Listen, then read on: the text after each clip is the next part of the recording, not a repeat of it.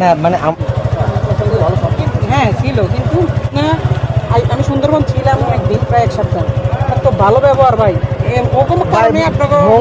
মোংলাটার সিস্টেমটাই এরকম ভাই বলে দিত। তো ভাইয়ের সাথে দেখা হয়েছে, সবাই ভাইয়ের জন্য দোয়া করবেন। ভাই এমনিতে আসছে মেলা দিন পর মোংলাতে, ঠিক আছে ইনশাল্লাহ ইনশাল্লাহ। খাইছি দেখতে পাচ্ছেন আসলে ও রাহি যে তৌহিদ আফ্রিদির খুব কাছের বন্ধু বলেন, ঘনিষ্ঠ মানুষ বলেন ছিল।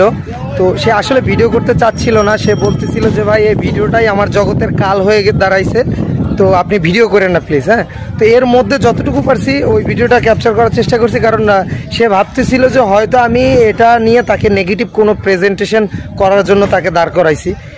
তো এই কারণে তেমন একটা ভিডিও করতে পারি নাই।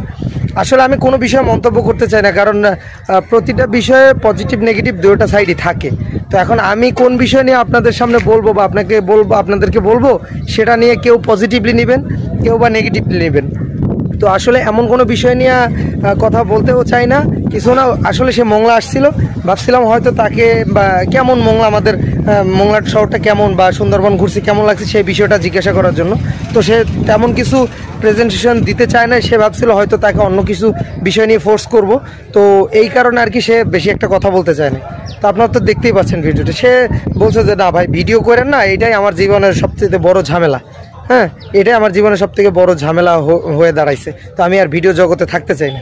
তার ওয়াইফ নিয়ে আসছিল, ঘুরে টুরে চলে গেছে, এটাই আর কি। তো এখন ও আসলে কতটুকু ভালো মন্দ এটা আমিও শিওর বলতে পারবো না, এটা উপরওয়ালাই ভালো জানে।